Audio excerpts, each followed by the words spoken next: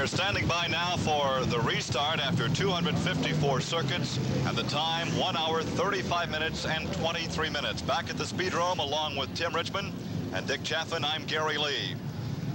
We are now just past the halfway point in the 1980 National Figure 8 Enduro.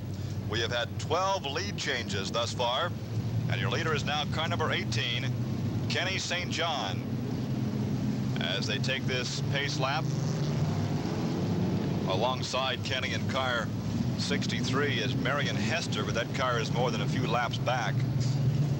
So Kenny St. John will be your leader on the restart. Wayne Arnold will be second in car number 6, and they have a ton of cars between those two. We're looking down now. The green flag is flying. We are racing once again. And Kenny St. John is your leader. Second now is Wayne Arnold. Those two are on the lead lap. 2 laps down in third position in car 54 is Bob Stute. Down in fourth position, 9 laps off the pace, is Bill Simmons in car 771.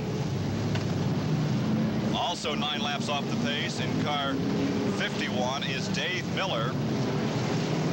And then some 22 laps off the pace, Chuck Hall in car number 5.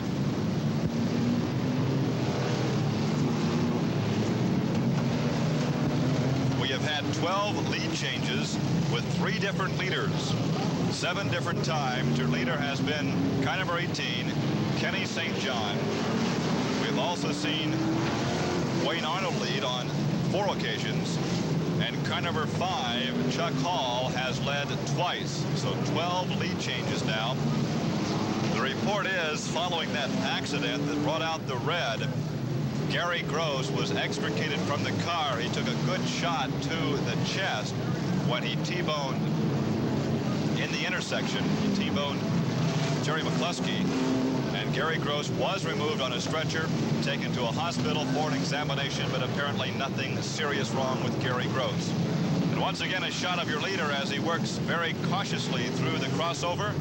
And Dick Chaffin had a chance to talk with Kenny St. John earlier today and ask him about his apprehension going through the crossover.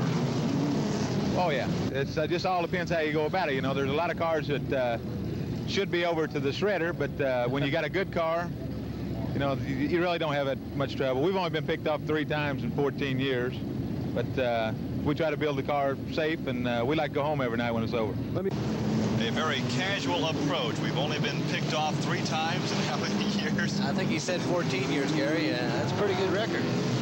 But a very casual approach. I'm sure they make a stop maybe at the beer joint on the way home. Tim Richmond providing our color commentary this evening. Tim, the Rookie of the Year at the Indianapolis Motor Speedway back in May of 1980. Set the quickest time in practice, finished 9th in the race, and took home Rookie of the Year honors.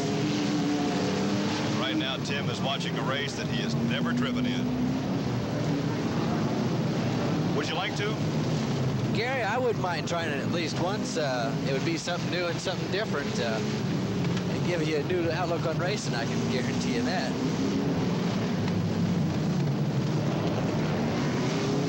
So now we work on lap 262, and we have gone 1 hour, 38 minutes, and 25 seconds. And once again, a 3-hour enduro. We started 24, the fastest 24, a unique way to qualify today. We had 5 hours of open qualifications. The drivers could take as many tours of the track as they so desire, trying to improve their qualification time.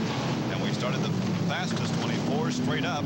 We did have a new track record set by car number 18, your leader right now, Kenny St. John, racing the 1-year-old track record. He was clocked at one circuit of 19.189. So once again, these drivers are going through that crossover once every 10 seconds.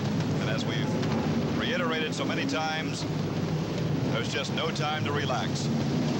And Gary, we can see back in the back that Wayne Arnold, who's running in the 2nd spot, is working desperately to get back up with the leader, who is Kenny St. John at this time. And he's doing a good job at it. He's got through most of the traffic that was between him and Kenny St. John, and I think here in a little short while, you'll be seeing Wayne Arnold and Kenny St. John dicing it out together. We saw a very near altercation the last time through the crossover between the leader and the driver running third. Your leader, Kenny St. John, in 18. Bob stood in car 54, and Bob gave way. So apparently that time, Bob, realizing that he was about to tangle with the leader, gave ground just a bit, and Kenny went on through.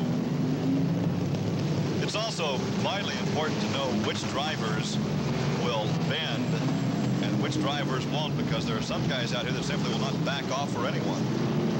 It's just like in any other racing, Gary. You want to study the drivers and know their habits. In another race, if you come up beside somebody, you want to know what they might do. So it's just like here. If you come up to the intersection, you want to know who's going to stop and let you go, or who's going to just have your tire pump ready to go and drive right through you, maybe. We heard just a few minutes ago from your leader, Kenny St. John. We also have some comments from the driver running in second position, Wayne Arnold. Yeah, I watch for certain guys, I mean, you know, that I've run against. You're out-of-towners, you really don't know. You got to watch the nose of their car. You know, if you watch, usually if they're going to stop, you'll see their nose drop. If they're coming, you'll see the nose raised, and that's what I usually watch for. So don't drop your nose, Tim. I've never been known to be a nose dropper, that's for sure. The report from the hospital on more serious business now. Gary Gross is in stable condition with a possible neck injury. So one of the hazards of T-boning someone, Gary was not wearing what we would call a horse collar or one of the neck wraps. So he may have sustained some neck injury when he T-boned Jerry McCluskey a few laps back. Again, we have completed now 269 laps, 1 hour, 41 minutes, 33 seconds. And aside from the one serious altercation at the crossover, this has been a relatively crash-free event.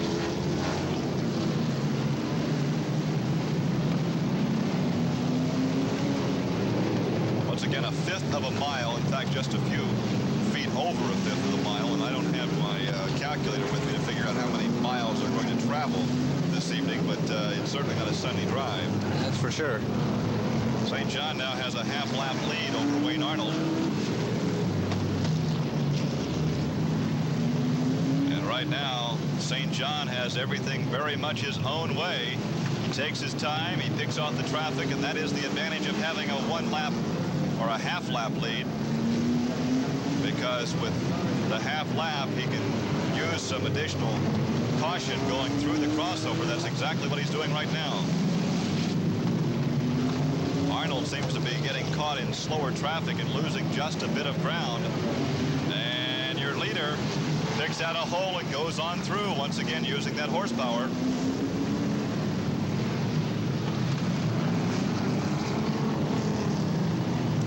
And your leader is having a problem here.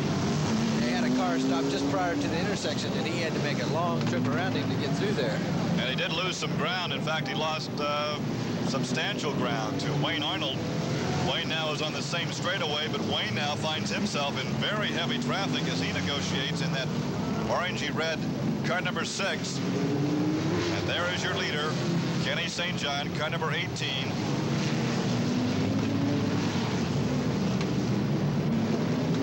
Your leader is St. John. Second is Wayne Arnold. Third is Bob Stute in car 54, and Bob is some 4 car lengths off the pace.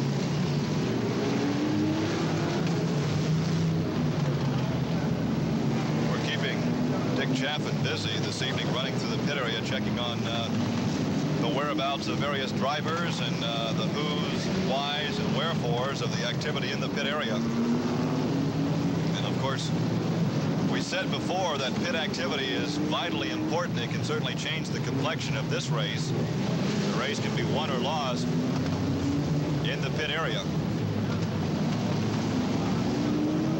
Right now, Wayne Arnold trying to close in. He's a straightaway back in second position. But your leader is beginning to run into heavy traffic, Tim Richmond, and this could be to the advantage of second place Wayne Arnold. That's for sure. It looks like there's probably 1, 2, 3 cars between Wayne Arnold and Kenny St. John, your leader. Now down to 2 cars. So we might be seeing a little a little dicey here in just a little bit between the first two cars. I wonder if these guys have nightmares of seeing cars in the crossover after a 3-hour race. Well, if they don't, I don't see why they why they don't. They've had too much to drink in victory lane if they don't see it. So right now, Wayne Arnold continues to close that gap on Kenny St. John.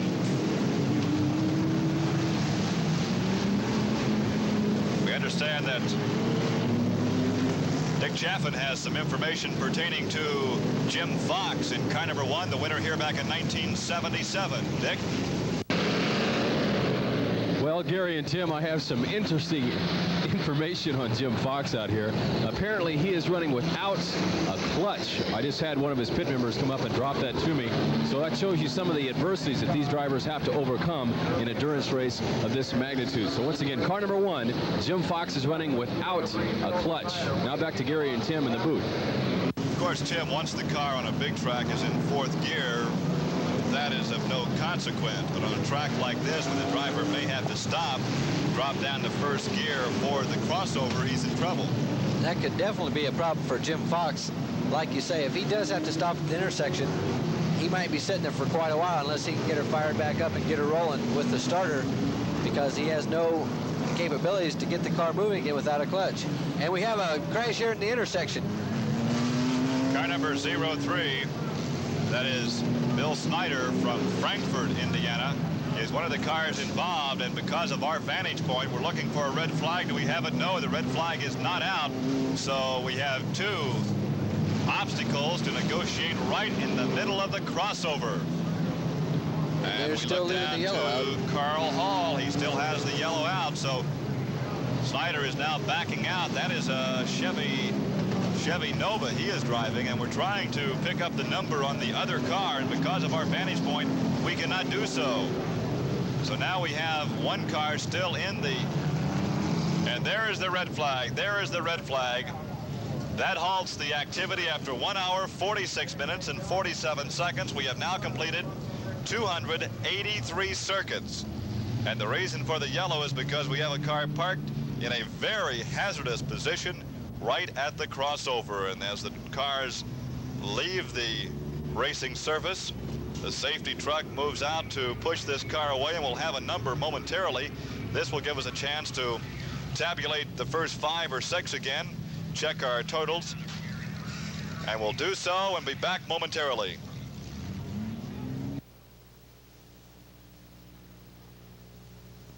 We are about to resume racing here at the Speedrome on the far east side of Indianapolis. With Tim Richmond, I'm Gary Lee from the press box. And the green is out, Gary. The green flag is out. Dick Chaffin patrolling the pit area this evening. And we're working now on lap 284. But more importantly, we're watching that clock at the end of the race course. 1 hour, 47 minutes, and 5 seconds. Still a long way to go. A long time. We've got Kenny St. John and Wayne Arnold in the 1st and 2nd position, running fairly close on the racetrack. So the red flag didn't help Wayne Arnold out considerably to be able to catch up with Kenny St. John. There is the scoreboard clock, which is really a most unique asset in racing here at the Speedrome. The drivers, as you can see, coming through the crossover, can glance up and see the time of the race, 1:47, now 37. They can see the laps completed, and they can also see the first 2 positions. Car 18T is Kenny St. John. Car number 6 is Wayne Arnold. So in place of pit boards are 2-way radio communications from driver to the pit area. They can glance up and check out the scoreboard. Running down now, your top 10.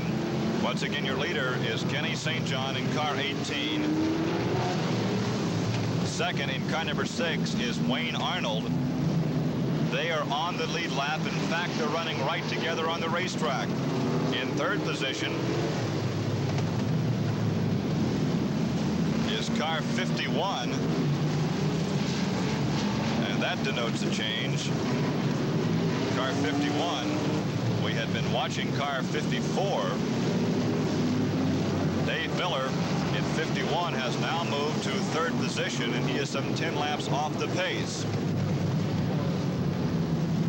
Bill Simmons in car 771 is now riding in fourth position, and he is some 11 laps off the pace. And that sounds like a lot of distance, Tim, but once again, a quick pit stop can totally change the complexion of this race or any race, because it only takes about 20 seconds to complete a lap. And if a driver were to pull into the pit area, say one of the leaders, for just a tire change under the green, it would take more than 5 or 10 laps to make that change. Exactly.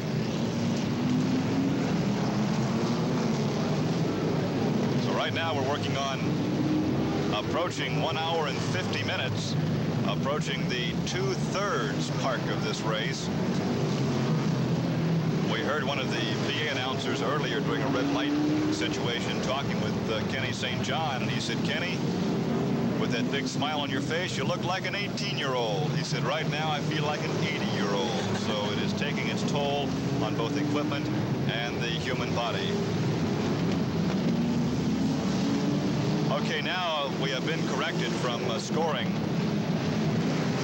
Bob Stute in 54 is indeed third, and Dave Miller is now fourth. So we have corrected that from scoring, and once again, it's a real task to score this race. In fact, we should have an advanced math class from one of the local high schools come out here and score this race some evening. I don't know if that'd even help. Use that for extra credit, right? The yellow flag is out because Cecil Carr has come to rest at the apex of turn 1.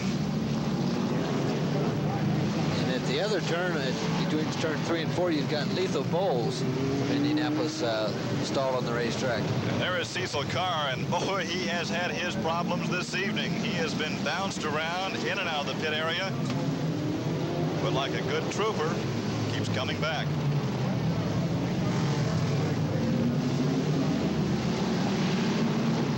Right now, Wayne Arnold has about 4 or 5 lap cars out in front of him. We've got 2 cars together.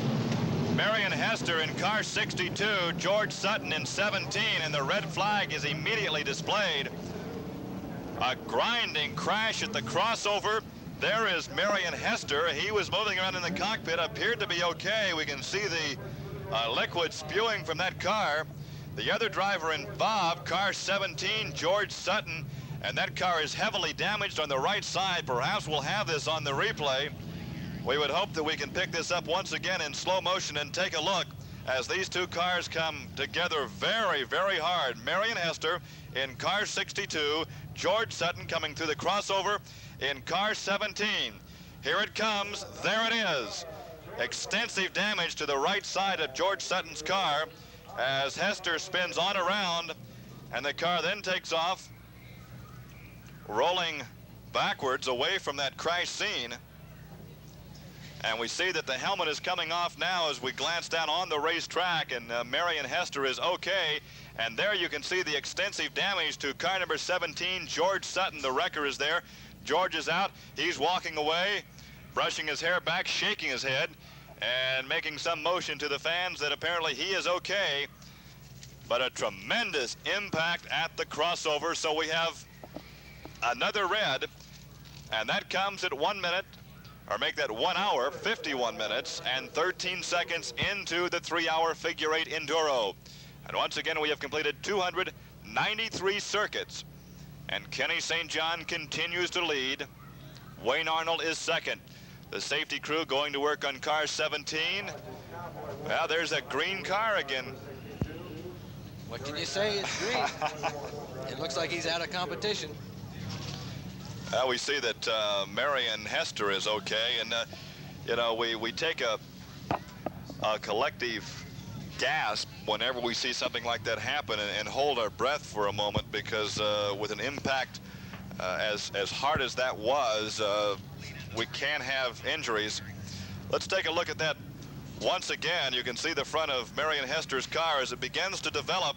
Marion comes from the left, George coming from the right, and you can see it coming right here as perhaps George's view was blocked by a slower car. He had no place to go, and there is the contact as Marion spins on around. Marion in that crash looked very lucky, because if that would have been a few feet farther ahead, he would have got it right in a door handle. Well, let's correct something right here. We have just been told that we have had a driver's change, and Cowboy Warren was driving Hester's car, number 62. So for some reason, Marion jumped out and Cowboy Warren jumped in without alerting the timing scoring tower. So we never like to pass along erroneous information, but we had Marion Hester in that car.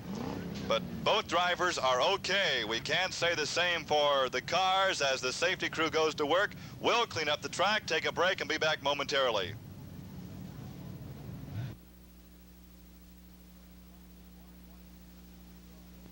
The green flag is flying once again at the Speedrome. We're working now on lap 294. 1 hour, 51 minutes, and 19 seconds into the 3-hour 1980 National Figure 8 Enduro. And your lead car is still car number 18, Kenny St. John. There are 2 lap cars between St. John and second place Wayne Arnold.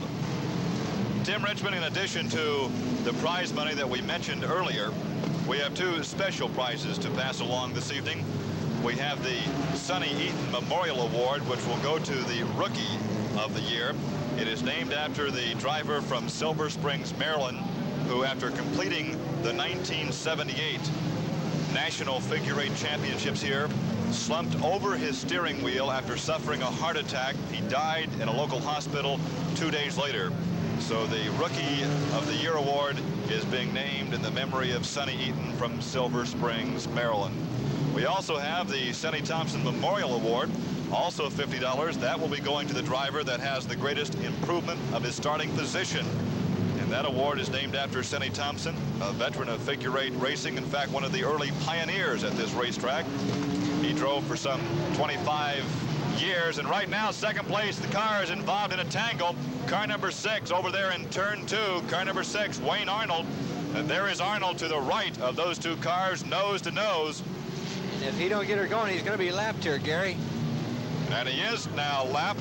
He is now lapped down. Car 29 is the other car involved, and we're looking here on the master sheet for car 29.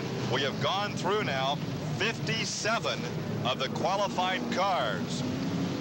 Car 29, Lethal Bowles, the other driver involved, and both those cars are underway, but he lost more than a lap, almost 2 laps. So Kenny St. John is the only driver now on the lead lap. At the time of that fracas, we were talking about the Sonny Thompson Memorial Award going to the driver who has the greatest improvement of his starting position. And Sonny raced for some 25 years here at Speedrome. He was also a 2-time world champion, winning those 2 at Islip, New York. And it was interesting to note, Tim Richmond, that for his funeral, they had it right here at Speedrome. He had accumulated enough points to run second in the point standings, and they took the pace car and led the funeral coach on the final lap around the figure 8. So a fitting tribute to a 2-time world champion, Sonny Thompson. Very fitting. We've now completed 300 circuits, 1 hour, 53 minutes, and 50 seconds. So right now it appears that we are on a record course, and Kenny St. John continues to improve his position by virtue of widening the lead to now almost 2 laps, and we're going to have trouble in the crossover. No, he makes it through. Just does make it through. Takes a detour, really, but that's all within the rules. Anything to make it through the crossover. As long as you can get the job done. Looking now at the rundown as we work on lap 303. Car number 18, your leader, Kenny St. John. Second now, 2 laps, almost 2 laps down, is Wayne Arnold. Third, in car 54, Bob Stute. And he now is some 4 laps off the pace. Fourth in car 51 is Dave Miller, and Dave is some 10 laps off the lead. 11 laps off the lead. In 5th position, car 771. That is the Firebird of Billy Simmons.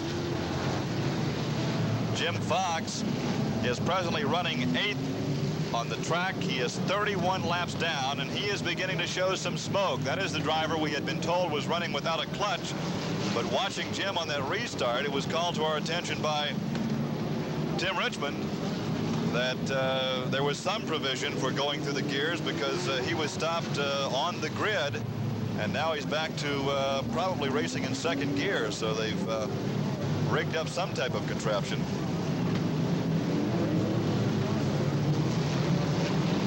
Wayne Arnold about to be placed 2 laps down. He is directly in front now of Kenny St. John. St. John has almost a 2-lap lead as he works through the crossover.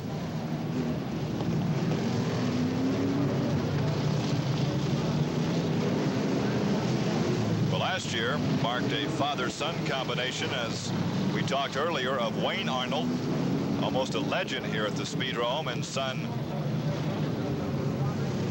of Billy.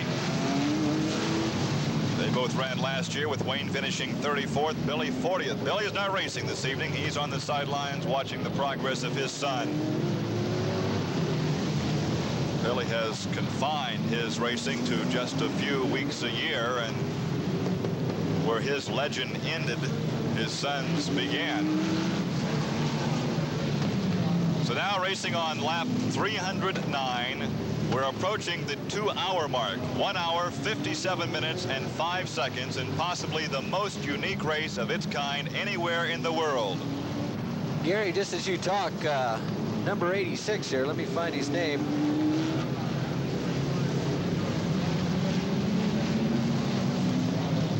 It's Tony either Bradley.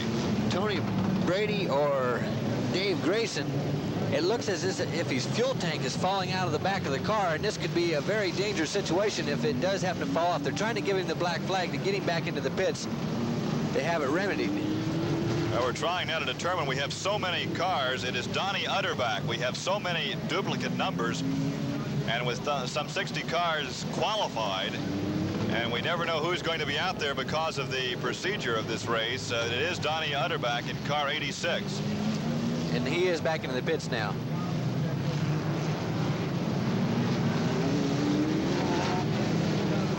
Kenny St. John still trying to put his 2nd lap on Wayne Arnold.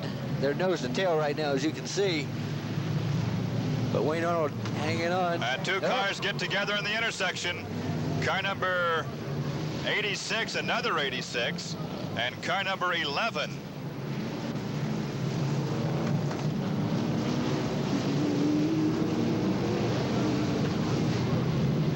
So once again, we're checking our numbers. That number 86 looks to be Tony Bradley, or Brady from Tony Franklin, Brady, Indiana. Franklin, Indiana, the driver involved in car 86, and car number 11 continues on his way. That's Mike Howson.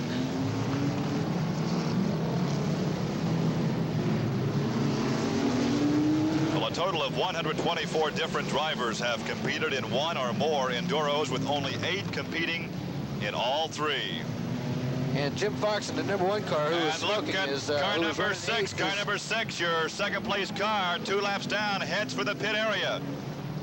So maybe Dick Chaffin can run over and check that out, because car number 6, Wayne Arnold, running 2 laps off the pace in 2nd position, is now in the pit area. And that will move Bob Stute to 2nd position. Bob in car 54. Well, 2 cars together, 2 cars hard together. Car 771. That is Billy Simmons from Livonia, Michigan. Had a very hard hit there in the middle of the intersection in car 51, who is Dave Miller from Dearborn Heights, Michigan. And Dave going back into the pits to Those cars were running 4th and 5th on the race course as they get together. And apparently Billy Simmons is finished for a while, because that car has come to a rest just off the crossover. He's not moving. So that certainly will change the complexion of this race and scramble the standings, as 3 of the top 5 cars have been, for one reason or another, for right now, eliminated. So your leader right there, car number 18, continues to dominate. That is Kenny St. John, and he has a number of laps over second place Bob Stute in car 54. And now we see that Wayne Arnold is back on the race course. Wayne Arnold is back on the race course. And I understand we have something going on in the pit area, so let's go to Dick Chaffin. Gary, am I on? Gary, we're having a lot of troubles here tonight. Jim Fox is the hard luck kid. He just blew his engine and he's going to be out for the duration of the race. So once again, car number 1, Jim Fox is out of the action for tonight. Now back to Gary and Tim in the booth. And Jim Fox was the winner here in the very first 3-hour Enduro back in 1977. So he'll watch the conclusion of the 1980 fracas from the pit area. Look out, a car sliding through the exchange there. Car 78X, and the red flag is displayed. We have too much debris on the track, so the crew runs over to check with Billy Simmons. The red flag is out, and that stops the proceedings after we have completed 2 hours, 1 minute, and 17 seconds, 320 laps, and no Tim Richmond. They are not looking for a relief driver, so you stay right here in the booth. Okay, we're not going to go anywhere. I'm sure a lot of these drivers are looking to have these red flags just to have a little rest and get back with it. I think we've got a slow-mo of that last mishap there at the intersection. Here it is. And there the car does a lazy spin. Bang, just like the Dodgems at the amusement park. There was not enough speed involved there for any major damage. And the race continues. So as the track crew clean some debris and some wrecked cars from the surface, and preparations continue in the pit area for resumption of racing, we'll take a break and be back in a moment.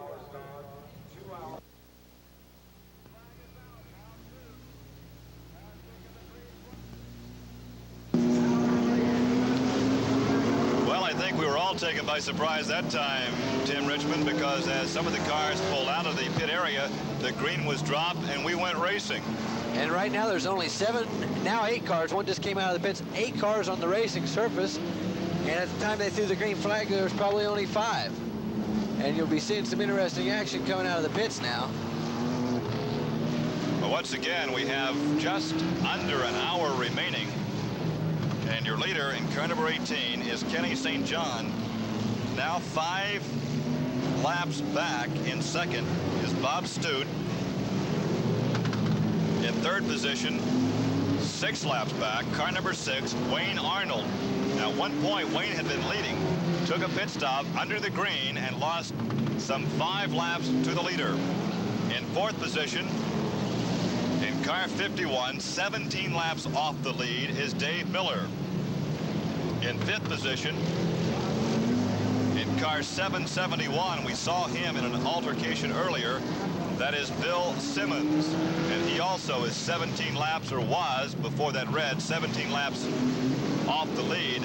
Billy Simmons, who comes out of Michigan, is only 26 years of age, Tim. He's driving a 78 Firebird, and he's been racing for a good number of years. In fact, back in 1972, when he was only 18, he was Rookie of the Year in the ARCA Sportsman Division.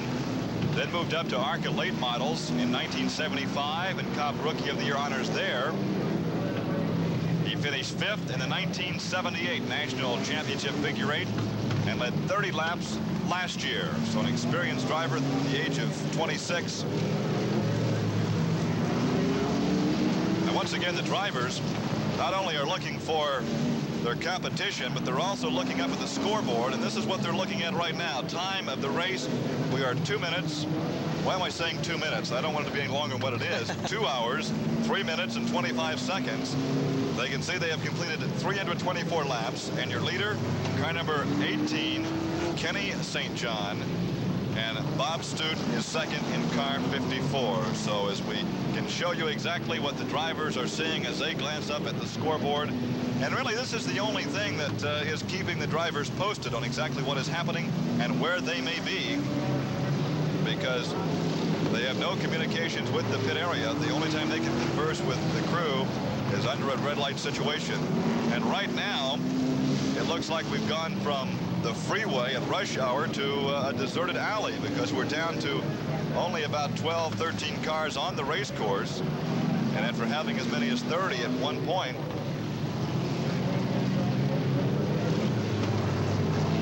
and Bob Stute has just unlapped himself by 1 lap. He had been some 5 or 6 laps off the lead. He'd been 5 laps off the lead. So unofficially right now, Bob is 4 laps down. And he begins to pull away just a bit. Cecil Carr is beginning to smoke. Oh. In car number 10, we've got 2 cars involved in a tangle. One is your leader. One is the leader. Wayne Arnold comes by to unlap himself once, and the leader gets underway, and he is back in the fray. So he only lost about 1 lap to Wayne Arnold. Now Wayne is 4 laps off the pace, as is Bob Stute in car 54. So unofficially, your leader, Kenny St. John, working on the final 55 minutes of the race, has a 4-lap advantage over car 54, Bob Stute. Here they come directly at us, Tim, heading for that hard left turn as they come through the crossover, heading for the pit entrance. They crank her hard to the left and take her into turn 3. And Gary, it looks like Kenny St. John, the leader of the race, number 18T, has taken a hard shot in the right front of that car. Now, I didn't see when it happened, but he's definitely been hit somewhere along the line. As you can see there, the number 18 on that car has been punched way in. Well, apparently that is not altering the handling of that car. Now, as we get an update from scoring. And we've got the red flag back out, Gary. Update the laps that Kenny St. John has to his advantage, and the red flag was out, and we're not sure exactly why that time, because we saw nobody in a precarious position on the racetrack. But there's a shot of your leader coming in after the completion of 331 circuits after 2 hours, 5 minutes, and 55 seconds. So the tabulating continues, and we'll have the tabulations momentarily. But right now, let's take a break. We'll come back with the top 5 after these messages.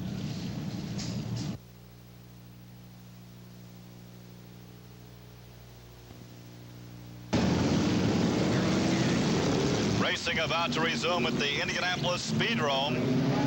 And the green flag is flying. We are racing once again, now on lap 331.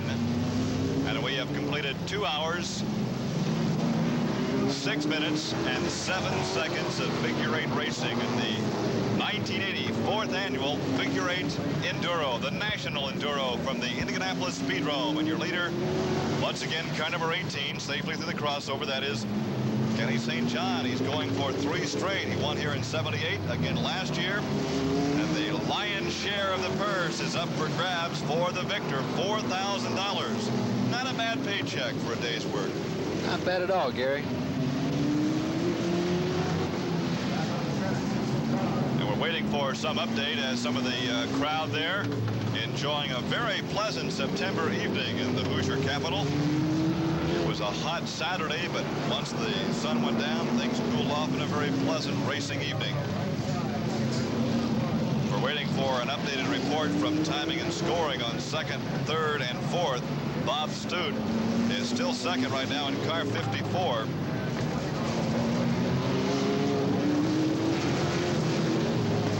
And Bob now is 3 laps off the pace.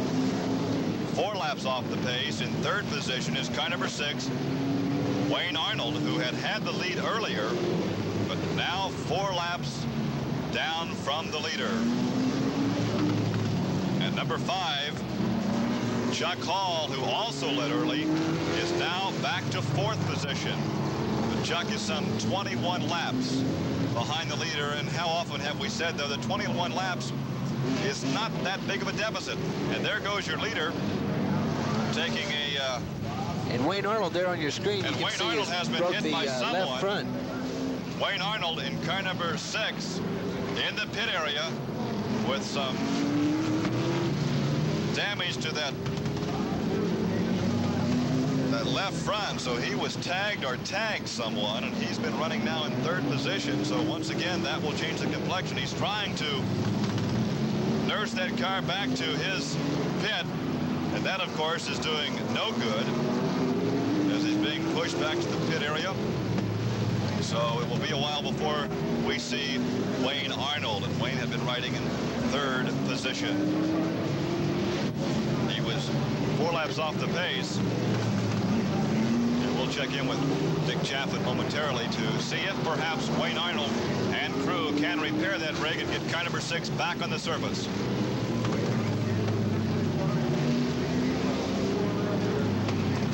So now as we work on lap 338, we understand that Wayne Arnold may have pitted for a bent A-frame, so that does not sound good. Not at all. Might take a while allow to change that. Car number 5, Chuck Hall, to move up just a bit. It won't take too many laps for Chuck to overhaul Wayne and move into 3rd position. And Chuck Hall in car number 5, because of our camera angle, I don't know if we can really get a good shot of the right side of that car, but car number 5 has taken a beating on the right side. But the car continues to run. There is Wayne Arnold's nemesis, car number 18, your leader, Kenny St. John, and he continues to have everything very much his own way. He has a 3-lap advantage over Bob Stute. Stute is driving car 54, and right now, Stute is right in front of the leader as they work their way through the crossover. Not a bad position to be in, Tim Richmond, when you have a 3-lap lead and you have 2nd place in view. Not at all.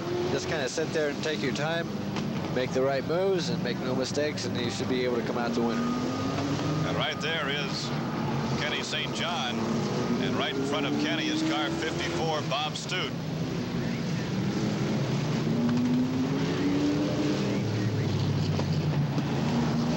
So now into 342 laps, and we understand that Wayne Arnold may be out.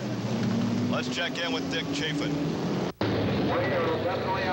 Well, Gary and Tim, we have yet another victim of this grueling endurance race. Car number 6, Wayne Arnold, has busted his left front spindle and does not expect to return to the racing action tonight. So once again, car number 6, Wayne Arnold, has bitten the dust in this long and grueling endurance race here at the Indianapolis Speedrome. Now back to Gary and Tim in the booth. Thank you, Dick. And once again, we have been told that Bob Stute's best finish for an enduro here at the Speedrome was 3rd back in 1978. And right now, he has improved that by 1 position, riding now 3 laps off the pace. It will have a shot of both Bob and the leader, Kenny St. John, coming right into our camera as they head into turn 3. There they are. 2nd place is 54, Bob Stute, out of Michigan. And your leader is right behind him, and that is Kenny St. John.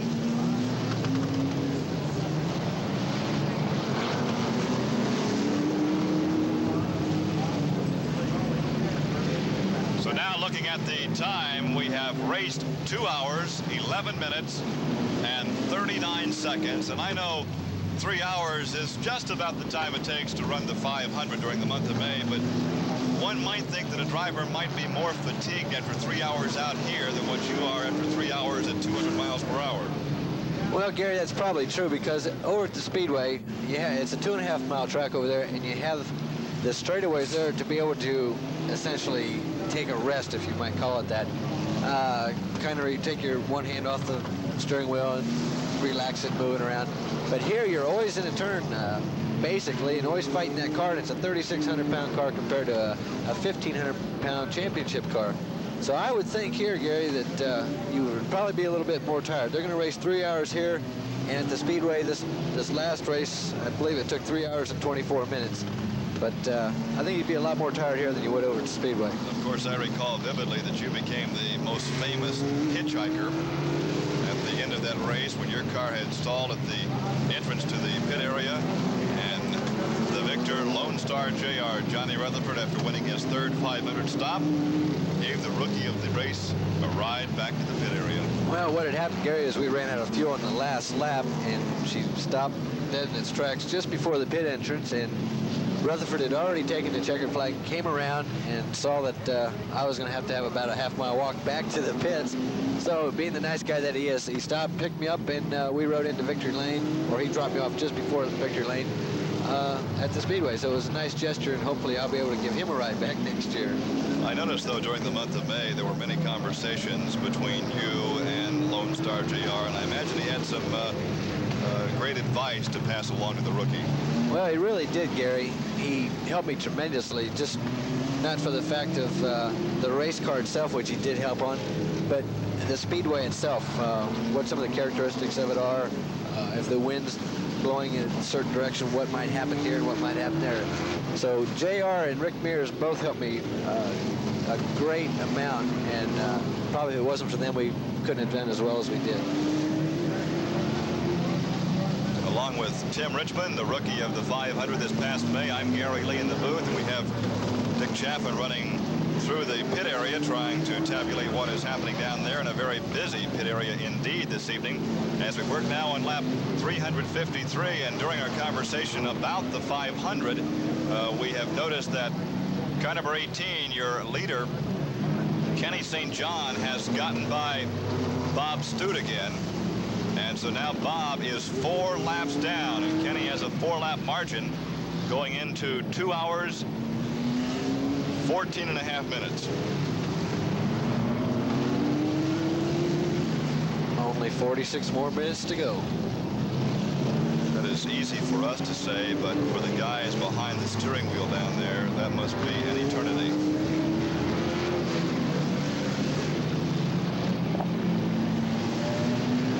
Although we have not counted, it would appear that we have fewer than the 24 cars out there.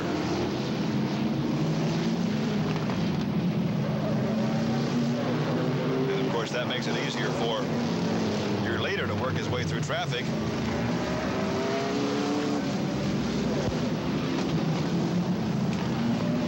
And right now, Kenny St. John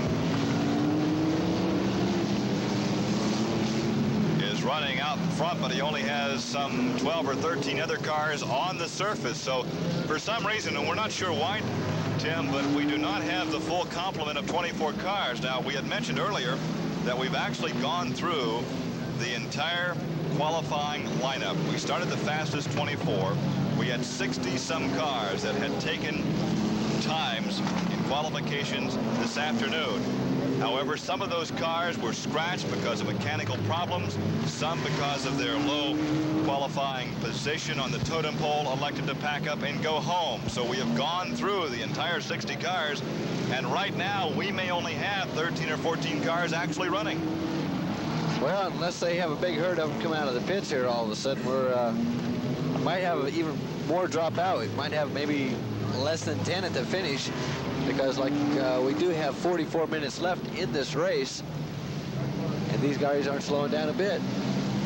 Well, right now we're working on a record pace, 358 laps, and our record is 454 for 3 hours. We still have just under 45 minutes to go, and right now it is easy picking for car 18. There he is, the M&M Automotive Camaro, driven by Kenny St. John. Is going to be a big payday for the winner. Once again, $4,000 going to the victor. Second place picks up $1,500. Third is $1,000. Fourth, $500. Fifth, $250. Sixth is $150. And it drops off from there. And once again, this is really open competition racing. As we mentioned before, Tim, we have no restrictions on engines, tires, as long as the car has a roll cage, the safety bars inside, the driver wears a helmet, and the proper lap belt and harness, race it. In other words, run what you brung. chance before the race to walk through the pit area, and we had a wide range of race cars down there. Normally in a race, we find that the entire field may be separated by just a few tenths of a second. But down here, we look at the cars, and we have the guys that are really serious racers, the guys that have $25,000 tied up in a late model stock car. And right next to that car in the pit area, we might find one that maybe has $5,000 or $6,000 or $7,000 invested, if that much, maybe even less. So we have the guys that are pros, are semi-pros. They pocket some nice purses during the season, like a Kenny St. John. And then you have the weekend warriors, the guys that have their daily job. They come out on the weekend to have fun. Well, Gary, it might go to show that these guys out here with, I tell you, the way that some of the cars look, they might be put together for less than $1,000. Like I think Kenny St. John said before, some of them should be in the compactor. So these guys might not take care of their cars quite as well as Kenny St. John might, because Kenny's car, I would say, costs in the neighborhood of $25,000 to $30,000 because it is one of your high-dollar ASA stock cars that he can go other places and race on half miles, and actually the car can run in the neighborhoods of 150, 160 mile an hour. And here he's running only 50 mile an hour. And of course, this is a car that's owned by someone else. This is not owned by Kenny St. John, and many of these drivers are the car owner and driver. So not only do they drive it, they have fun, but they also are the chief wrench and the chief money man. Exactly. Looks like a lot of them are having fun out there. Dave Miller driving car 51, who had been in the top 5, then a rear axle in the collision with Billy Simmons, and the crew continues to work on that car in the pit area. So perhaps before the end of this race, we'll see Dave Miller in car 51. Right now, though, it is clean sailing for Kenny St. John. And at the end of the rainbow, a $4,000 purse for the victor out of a total of $11,000. Once again, the track is a 1/5 of a mile, flat, no banking at all. And running through the crossover, it is just, well, really the oval is a 1/5 of a mile, as we said earlier, about 75 to 80 feet longer through the crossover. So just over a 1/5 of a mile, and they're traveling now 369 circuits, about to complete 370. And we've gone 2 hours, 20 minutes, and 23 seconds. And a crash coming off the second turn. Bill Frazier in number 5, tangled with Marion Hester in car 63, and that's where we had the foul up earlier. We had mentioned that Marion was driving car 62. He took over car 63.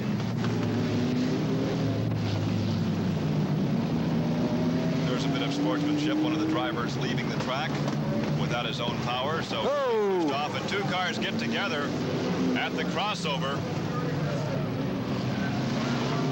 Car 21 was the car that went sailing, and we find the suspension and steering is gone in car 51.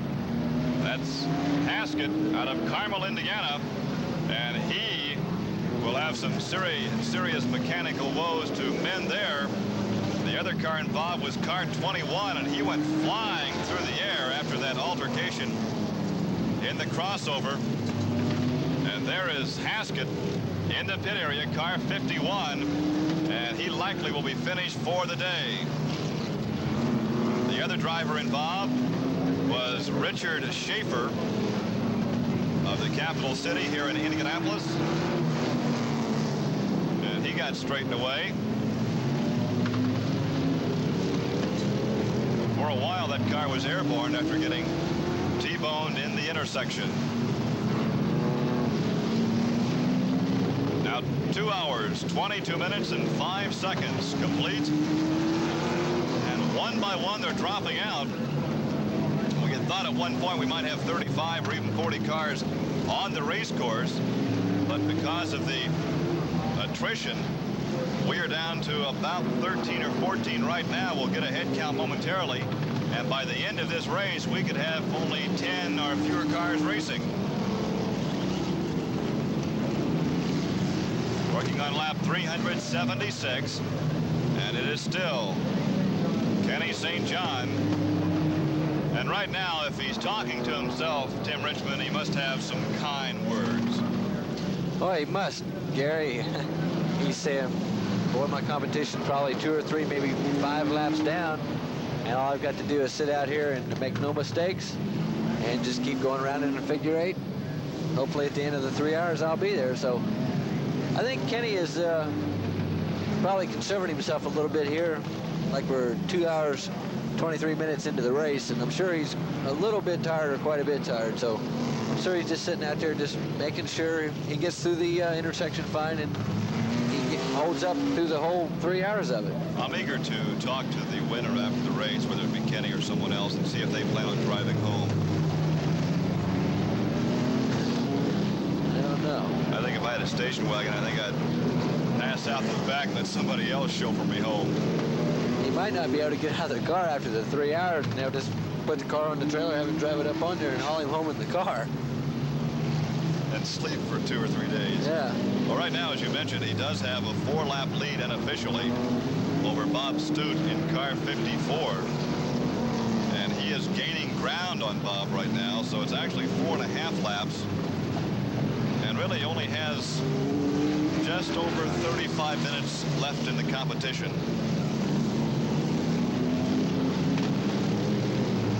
How many cars do we have running right now, Tim, if we can get a count?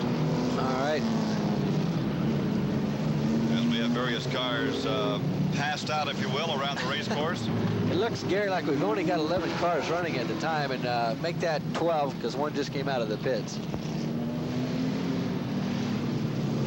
I think we have to re-emphasize that for most of these drivers, this is fun racing.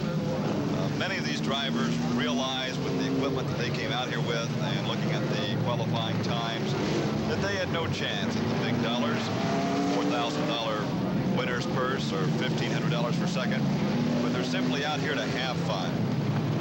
Gary, that seems to be what they're doing right now.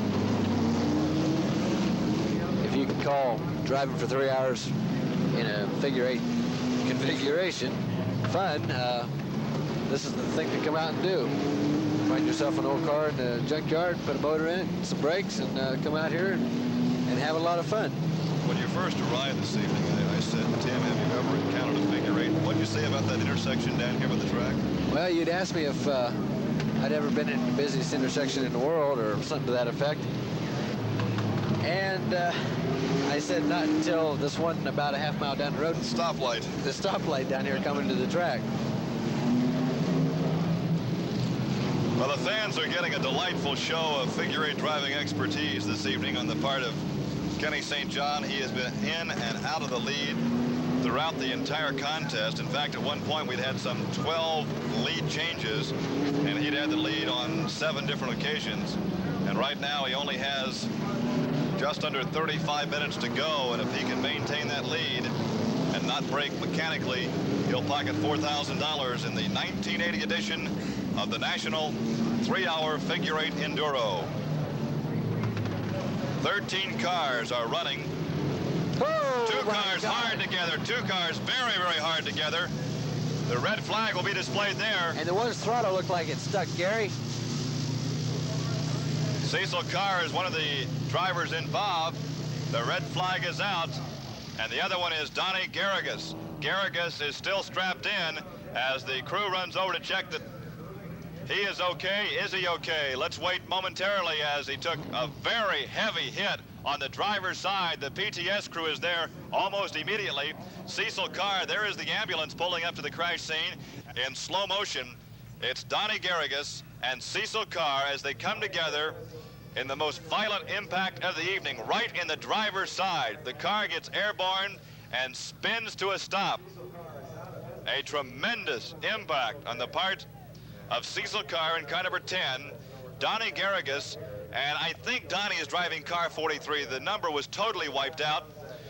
We saw the sheet metal completely come apart in that car, and perhaps we can take a look at that again in slow motion as Donnie Garrigus and Cecil Carr get together right in the crossover, and they come apart and slide to a stop as we await some word from the officials as the crew continues to work on Donnie Garrigus. Donnie driving car 43 started in the 15th position inside the 8th row.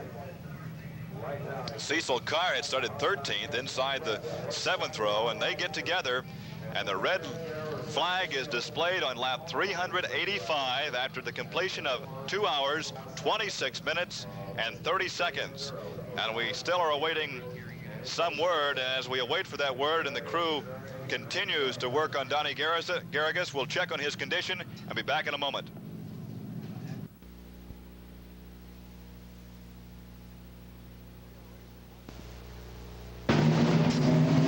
We are racing once again at the Speedrome, working on lap 386. We have now gone 2 hours, 26 minutes, and 36 seconds. The green flag is flying, and so is car number 18, Kenny St. John. I think we have, once again, the cause of that red light situation. Let's take another look in slow motion at that T-bone involving Cecil Carr and Donnie Garrigus. Garrigus hit right behind the driver's seat. The car spins around. The car was totally destroyed. We saw the car being towed away.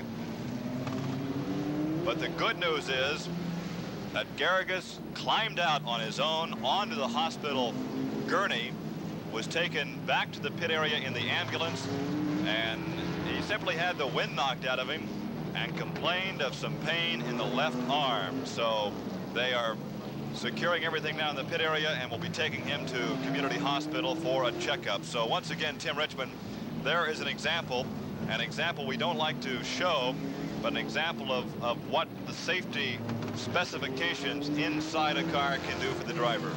Well, Gary, Donnie was a very lucky man there, being hit that hard right in the driver's side of the car.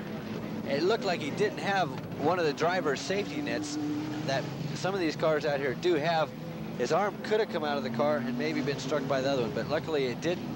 And as it appears, Donnie is all right with just the wind being knocked out of him and maybe a few bruises here on his left arm. He's going to have what we call racing rheumatism tomorrow morning, and that boy will be sore from head to toe. Without a doubt. Right now, we're looking at 390 circuits, and running out in front with a 3-lap advantage is Kenny St. John in car number 18. Bob Stute in car 54 is second. He once again is 3 laps down. In third position in car number 5, Chuck Hall, an early leader, is now 20 laps back in third position. Car number 6, who is not on the track right now, Wayne Arnold, a leader at one point, is riding in 4th position despite the fact he is out of the race. He is 55 laps off the pace. And Dave Miller is still listed as 5th. In car 51, he is 82 laps off the lead. So we had mentioned earlier that with the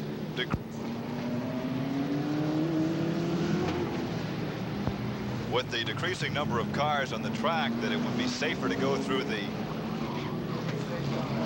intersection, and that simply punched holes in my theory looking at the violent crash involving Garrigus and Cecil Carr. Well, Gary, it looked like there was a blind spot there for Garrigus. Another car being hidden there at the intersection coming through there, and that's what prompted the terrible crash that occurred. And then again, we're getting a little farther into the race with 2 hours and 29 minutes gone. The driver concentration here might be fading a little bit. We have now completed almost 2.5 hours. Yes, we have. 2 hours, 30 minutes down. We have 30 minutes to go. And perhaps at this point, as Kenny St. John comes off the second turn, glances to the crossover, then up to the scoring tower, he can catch that second breath and be on his way to victory. It certainly looks like he's going to be able to do that if the car holds up under him. So one by one, the cars drop by the wayside. We have no one else in the pit area to come out and augment our field right now. So we're down to something like 10 or 12 cars on the track. Up. We have completed 396 laps, so it appears now that not only will Kenny St. John be holding on to that 3-lap lead, but he's also going for a new track record. He set a new track record in qualifying, and he's motioning to the pit area. Your leader is in the pits. Your leader is in the pit area. Kenny St. John on lap 397 is in the pits. Let's watch for car number 54 to unlap himself. That would be 1 time by the start-finish line. That would place him some 2 laps behind Bob Stute in car 54. Another Camaro trying to regain those 3 laps. This would bring him to 2 laps back. And here comes Kenny. Here comes Kenny St. John. So now we'll check the official scoring, but it would appear that Bob Stute is now only a lap, perhaps 2 laps at the most, down to Kenny St. John. So at this point, we don't know what Kenny did in the pit area. We can check with Dick momentarily if Dick can find out. So now 399 laps. And we have gone 2 hours, 32 minutes, and 10 seconds. So a very fast pit stop on the part of Kenny St. John. We saw him making some motion to the pit crew. Moved in for a very quick pit stop and lost no more than 2 laps, perhaps only 1. So now as we try to check with timing and scoring, the ranks are being depleted very quickly, Tim. Yes, they are, Gary. Whatever the problem was that Kenny St. John has didn't seem to have too much bearing on it. He came right back out and he's running just as fast or faster than what he had when he left the track. Could he dump some fuel in that time? That could have possibly happened. I don't see how they would have missed that because they had, you know, a red flag situation, and they're giving Kenny St. John the black flag for some reason or another. I can't see why. Look at the refueling system on that car. Yeah. Look at the left rear. Kenny St. John is in the pit area. He was black flagged. He saw the black flag, came in immediately, and this could put Bob Stute out in front. Let's watch it now. He was black flagged.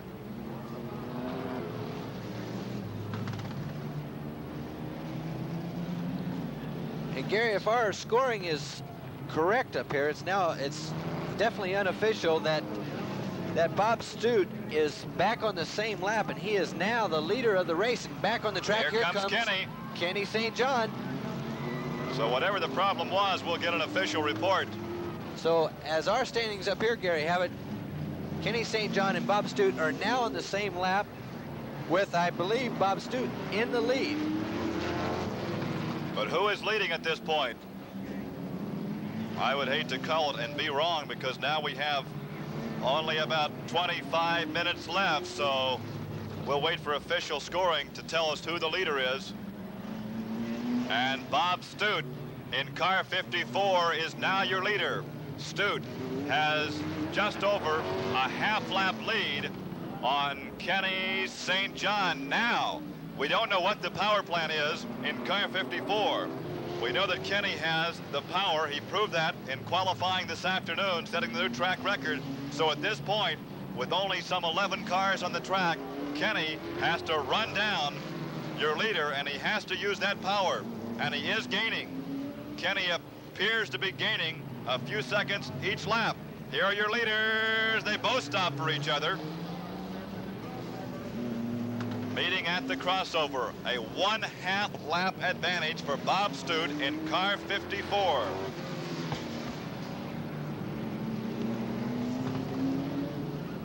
And now Kenny St. John appears to pick up just a bit.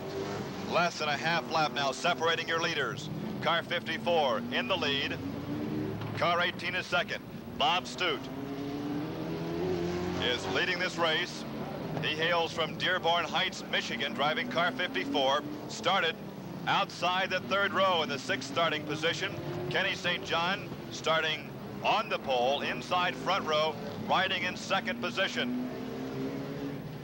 Well, we understand that Dick Chaffin is standing by with a very lucky Donnie Garrigus in the pit area. Well, we understand we'll have that for you momentarily, but right now the race continues for that #1 spot. 2 minutes. I said it again, 2 hours, 36 minutes, and 8 seconds into the 3-hour National Figure 8 Enduro. And right now it's coming down to a trophy dash. Tim Richmond? Yes, sir, it is, Gary. And what it seemed or appeared to happen was that for some reason, I don't know why, when the last red flag came out, Kenny St. John's crew, for some reason, did not fill the car with any fuel. So he took the pit stop, went off the track, went in, they put fuel in it, came back out, and apparently did not put the refueling cap back on the car right, was spilling fuel, had to go back in, put it back on right, and that left Bob Stute able to gain his laps or get back on the same lap as the leader, and now he is the leader with Kenny St. John in hot pursuit of him. And right now they're working on lap 412. 412 now complete, working on lap 413. And now I think we're ready to go to Dick and Donnie Garrigus in the pit area. We're talking to Donnie Garrigus, driver of car number 43. I'll get it right in a minute, Don. How do you feel, Don? I'm Chuck Cloud. Are you shook up a little bit? Yeah. What was the cause of the mishap out there? I don't know. You don't know what caused the altercation? But you are all right. Yeah. The paramedics have checked you over, and there's no problems.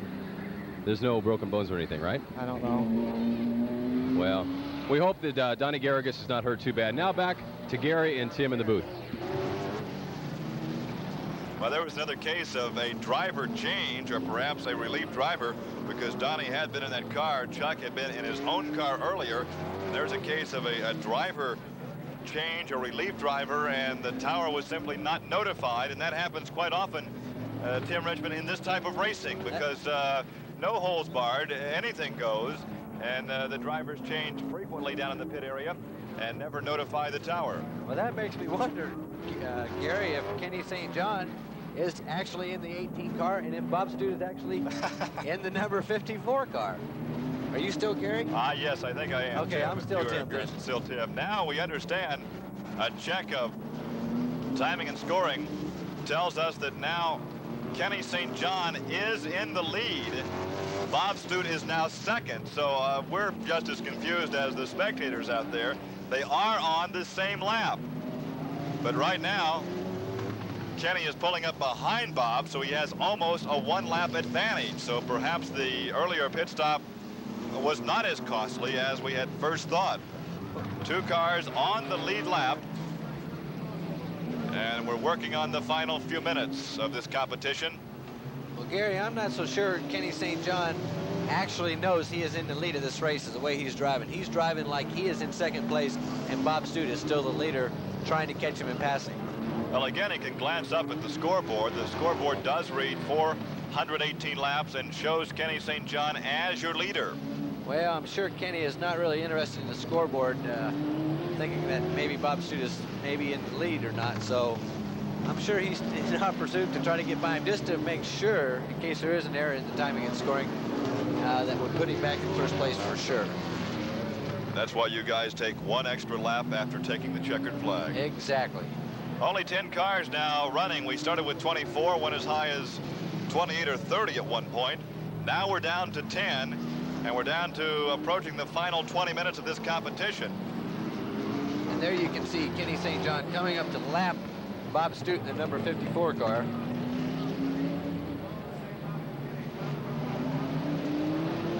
Well, a strange turn of events with drivers taking over other cars and not being notified up here.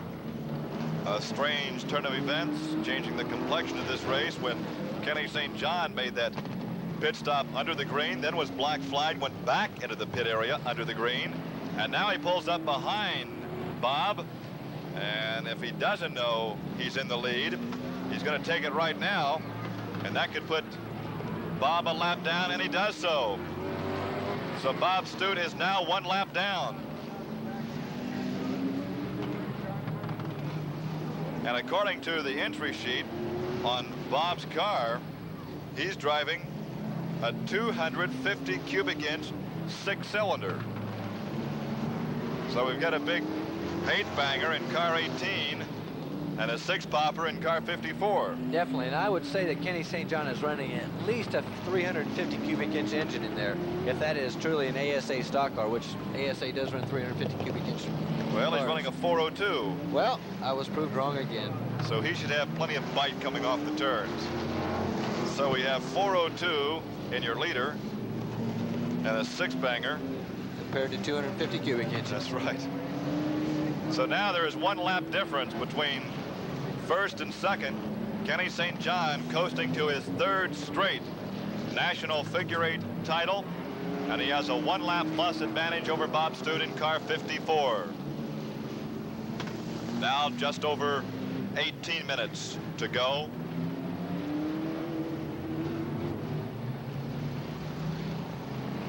Well, Bob Stute is definitely not giving up.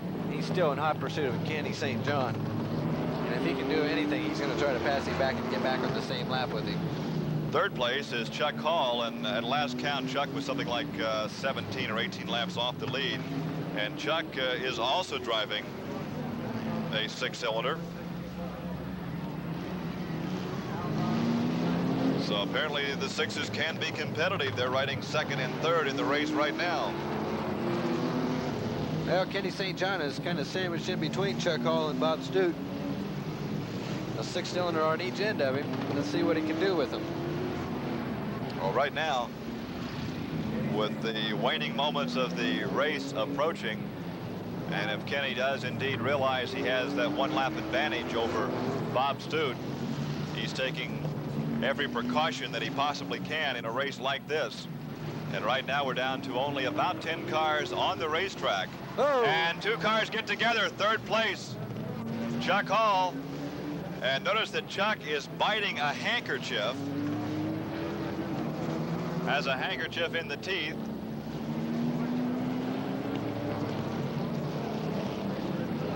So he is running in 3rd. If that is in fact Chuck Hall in the number 5 car, if they haven't changed drivers.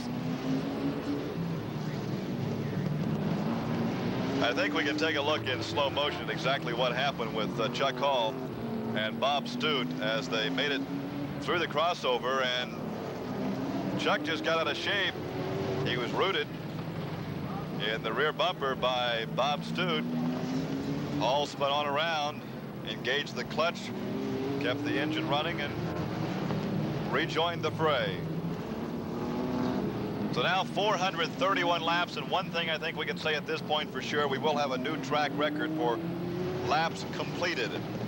So it could be a clean sweep this weekend by Kenny St. John, setting the new track record, starting inside the front row on the pole, and setting a new record for total laps completed. The old record, the record that stands right now, is 454, but right now we have completed 432, and we still have more than 15 minutes remaining. Setting a very fast pace out there, Gary. Now, looking at the track record, Tim, last year the record was set by Ray Bray at 19.226. This year, just a tick of the clock faster at 19.189. And for 2 years running, they've gone 453, 454 in total laps. So what do you attribute to the faster pace this year? Well, I think, Gary, you could maybe call it. I wasn't here last year to see actually how many cars were running towards end, but as it looks, with 57 cars we've went through here already, and only approximately about 12 to 14 cars on the track, you really don't have to slow down that much for the intersection that much all the time. So that could be the reason that you're seeing a new track record in the making of laps counted because of the number of cars on the track. We now have just under 15 minutes remaining. 2 hours, 45 minutes, and 14 seconds. Bill Frazier takes a wild ride coming through turn 2, right in the line of your leader, but the leader safely is by. So now over a lap advantage for Kenny St. John. And I will be very interested to see not only what Kenny has to say, but if Kenny can talk. Well, you know for a fact that the vibration in a race car for any given length can create a speaking problem. It definitely can, Gary. And another thing that I've found in not only the championship cars, but the Grand National cars that I drive, is that the vibration makes the end of my fingers and my toes go to sleep, actually tingle and go to sleep. And you really don't notice it while you're in the race, but once you get out, you can definitely feel the tingling and no feeling in the end of your fingers or your toes. Well, we're looking right now at this record pace of completing perhaps around 480 circuits. And that is mind-boggling to go 480 laps or thereabouts on this tight 1/5 of a mile figure-8 course. They're definitely making a lot more turns with the steering wheel than we do at Indianapolis, because we only run 200 laps at the Speedway compared to them running right now. Closer to 500. Exactly. 440 laps here. And we're 2 hours, 46 minutes, and 46 seconds into the race. So just under 15 minutes left to go in this 3-hour figure-8 enduro race. And once again, as he has been so frequently this evening, out in front in that black and yellow car number 18 is Kenny St. John. And once again, credit going to the crew, because they had to change the head in that car overnight. He actually broke a motor last night in hot laps for an open competition race here at the Speedrome. He had a backup car that he could run, said he did not wish to run that one, and so he sent the crew home, and he worked with the crew to prepare this car. And apparently whatever they did was the right thing, because he came out in qualifications this afternoon, set not only quick time but also set a new track record. And right now he is well on his way to winning his 3rd straight national figure-8 championship. 443 laps. Just 11 laps shy of the record. Riding second is Bob Stute in car 54, at least 1 lap off the pace. And then Chuck Hall in car number 5. And Chuck is some, at last check, about 15, 16 laps off the pace. Bill Frazier is back out in car 5 after a lengthy pit stop. As we continue to follow the leader. And there he is, car number 18, negotiating one more time the crossover. We're quickly approaching the final 10 minutes.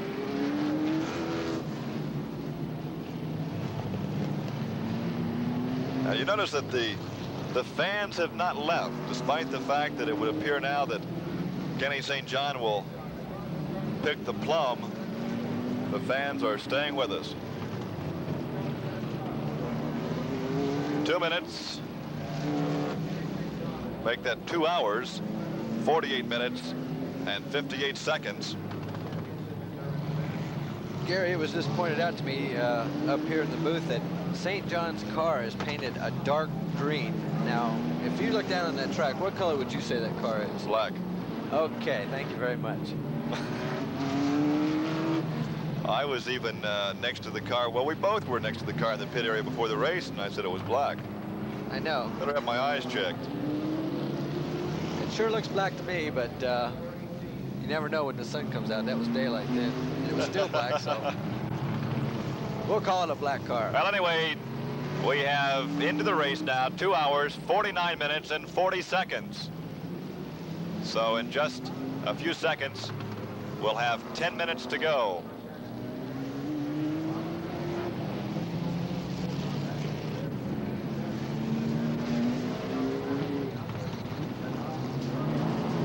And right now, fatigue beginning to take its toll. And because of the discrepancy, D. Oliver just gave us the entry blank that reads the car is black and yellow. Very good. Well, someone has a color problem with the eyesight. I knew I couldn't be wrong.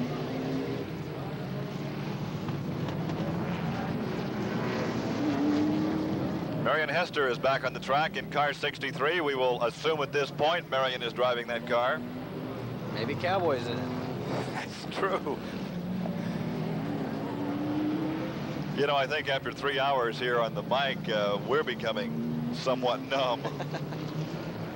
We are now into the final 9 minutes of competition.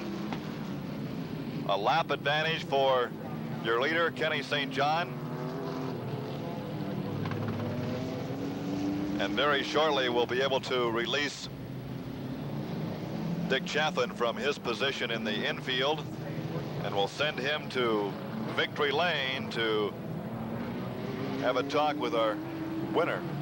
Whoever that might be, and the way it looks, it very possibly could be Kenny St. John in the number 18 car. When I talked with Kenny last night, I said, Ken, after the race last year, what was your physical and mental condition? And he said, Gary, I was a wreck. You know, he could not talk. He said everything was kind of black mentally. The guy was totally wasted from exerting every bit of energy he had left.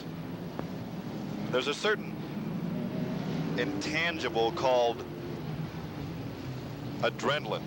And when it gets to pumping, you know, there's that great letdown after the race is over. And he goes for 3 hours and continues to pump. He realizes he's closing in on the checkered flag at $4,000. And once the race is over, there is a total letdown. Definitely. This lap coming up, tying the old track record. And so with about 8 minutes to go, we have set a new record, 455 laps. 455 laps.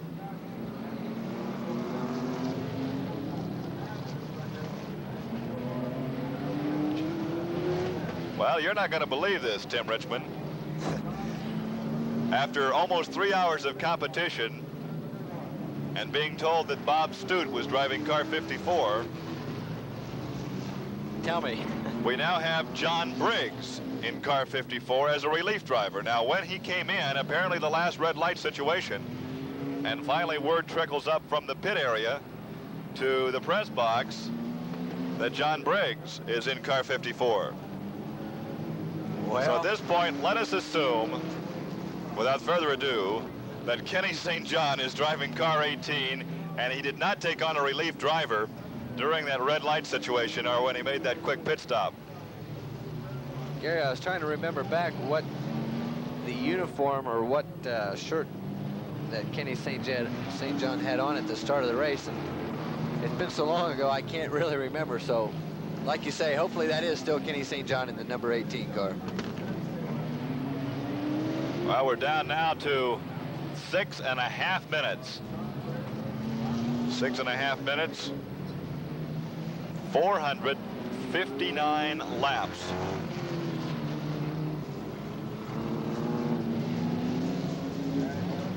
And we're being told that he started the race with the bottoms of his Nomex uniform, and he was wearing a blue St. John fan club t-shirt.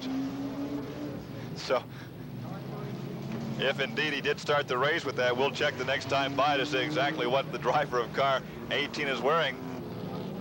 We're second guessing everything we say now. Oh, we've been proven I wrong. talked to Ken about wearing his uniform, and he said he might wear the full Nomex. So now we're approaching the 5-minute mark. Just over 5 minutes remain. 2 hours, 54 minutes, and 24 seconds.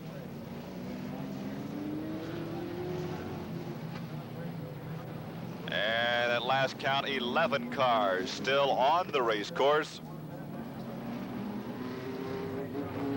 And Kenny St. John does not have the big margin, really. John Briggs, the relief driver for Bob Stute in car 54, is just a lap down at last check with timing and scoring. And if that is the case, it looks like Briggs might be closing in just a bit. This might be where a relief driver comes in handy, Gary. If Briggs can Well, catch Briggs up. is closing in. There's John in 54, and he has just less than a straightaway to catch up with Kenny St. John and unlap himself, and that's exactly what he's trying to do. John Briggs driving relief for Bob Stute. And at this point, we will release Dick Chaffin from the pit position and allow him to make his way down to victory lane.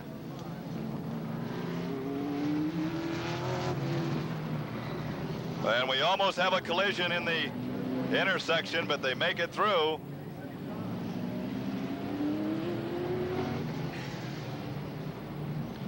And now looking at 466 laps. And now approaching 4 minutes. 4 minutes remain. We have now been told that Chuck Hall, who was riding in third position, driving car 5, that white Camaro, is now out of the race. So it's a mad scramble the final 4 minutes of this competition. But it does not look like John Briggs, driving relief for Bob Stute in car 54, will be able to close in and unlap himself. So Kenny St. John still enjoys at least one lap. And we're told now that Chuck Hall will hold that position. So Chuck Hall will remain in the third spot as the race winds down to its conclusion. It's been a kaleidoscope of color, sound, and movement this evening. Sometimes the car moving in a direction the driver doesn't care about.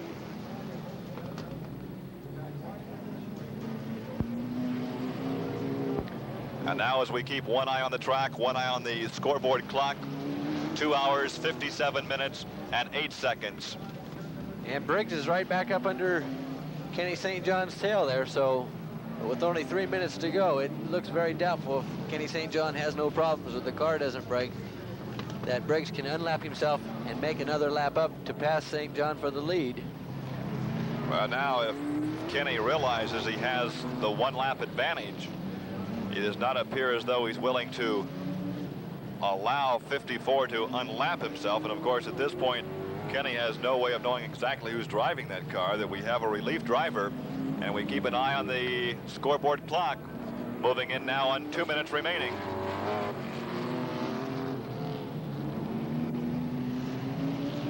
And now we see that Chuck Hall is back in the race. Chuck in car number 5, running in third position with the laps accumulated, is back in the race, and he'll be there when the checkered flag falls, and that will fall in just under 2 minutes. So we'll keep an eye on Carl Hall, the starter, as the scoreboard clock continues to tick ever so closely to that 3-hour mark. 473 laps, so we'll be very close to completing the 480 that was our guesstimate about 20 minutes ago. Now a minute and a half remaining, 90 seconds. And it's still car number 18, Kenny St. John, about to pick up his third straight victory. And of course, Tim, you drivers race on a percentage. Usually if you win, you'll take 50%, second, third run down 40%. So Kenny St. John this evening will pick up about $2,000. That's not a bad payday for 3 hours of work. So now we have 1 minute. 1 minute remaining. And there is the scoreboard clock superimposed in the lower third of the screen. Under your leader, Kenny St. John works off the corner across the crossover one more time. And he'll have time to complete maybe 2 more laps. And that would put us very near that 480 that we talked about earlier. A new track record for laps completed. 476. He's working on 477. He's through turn 4. Down the straightaway. By the crossover. And now this will be the last lap. This should be the last lap as the fans begin to stand and cheer the winner. The final 2 turns to negotiate. He works off turn 4. And this will be the final lap, Gary. They've got And there is the checkered flag for Kenny St. John. There was no wave from the car. He might be too tired to wave. And so we'll give Dick Chaffin a chance to get down to victory lane if he can, to get a few comments from Kenny St. John as now he begins to wave to the fans as he works down that straightaway, what normally would be the back straightaway on this oval track.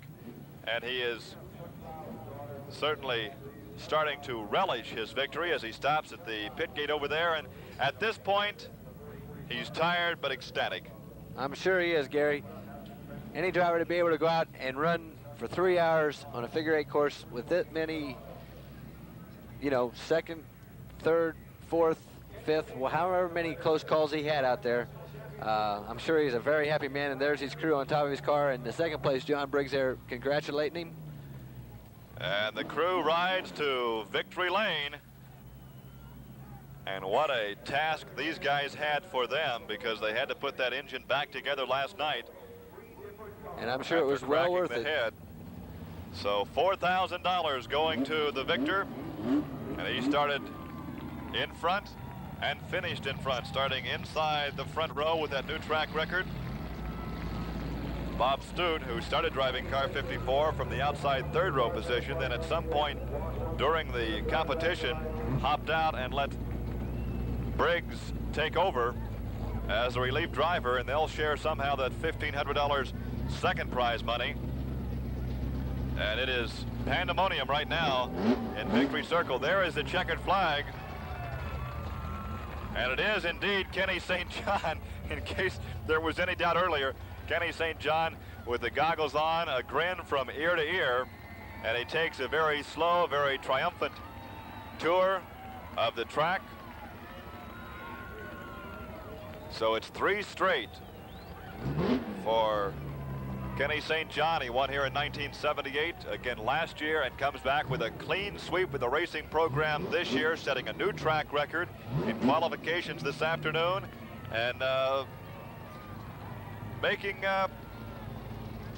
really no bones about it. He wanted that lead early. He was not content to run in second. We had something like 13 lead changes, and of those, he was involved with about 7 of them. So Kenny St. John, no matter what the strategy was early, decided he liked the idea of having number 18 out in front.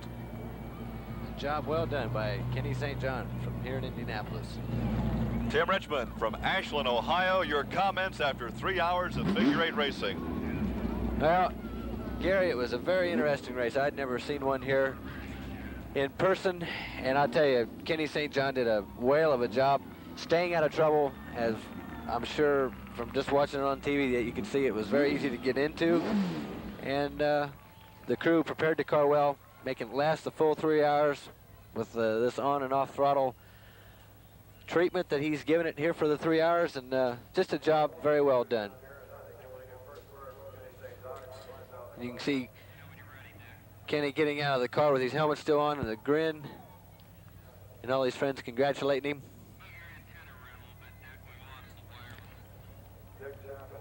He surprisingly doesn't look that tired. Well, when he pocketed $4,000, it's easy to smile. We were just told, we had not passed this along earlier, but we were reminded that after Kenny broke his motor in this car last night, he took over a buddy's car and was involved in a serious crash at the crossover. So he's probably racing with some racing rheumatism today, but of course this win and $4,000 can do a lot to erase the racing rheumatism. You got that right. Well, we're trying to get Dick into position. The trophy is being moved in, and Dick, if you can hear us, what's going on down there? Okay, Kenny, how's it feel after 3 hours of figure-8s? Well, it's awful tiring and everything like that. Where do we go? How many laps do we go? 460 or 80? 477. 477. Well, You're going to be making figure-8s in your sleep tonight. I do that anyway. I'm a little punchy. No. Let me ask you a question. You're a little punchy right now, so let me ask you this question. Is it worth $4,000? Yeah, I do it again for $4,000, but it's worth every nickel of it. Any day of the week, right? Right. So how does it feel to be the 1978, the 1979, and now the 1980 Enduro figure-8 champ of the Indianapolis Speedrome? Well, I heard him say just the other day we have to wait 365 more days for 81, so we'll be here. You're going to come back for the 4th time, right? They say the 3rd time's a charm, though. What do you think about that? Paid the same, you know. I was kind of hoping they'd pump it up a little bit, but it all run about the same. Let me ask you a question here, Kenny. At any time in the race, were you afraid that you were going to be knocked out, especially when you're having the fuel pump problems? Well, of course, you're afraid every time you're out on the racetrack, but my car is prepared by Emerson Brothers and Keats, with all the help in the world from M&M Automotive, and they just don't come no better. Okay, thanks a lot, Kenny. That's a story from Kenny St. John, the 1980 Enduro National Figure 8 champ. Now back to Gary and Tim in the booth. A most incredible evening of figure 8 competition, and hopefully momentarily we can have the unofficial finish, and we'll be back with that. Stay tuned.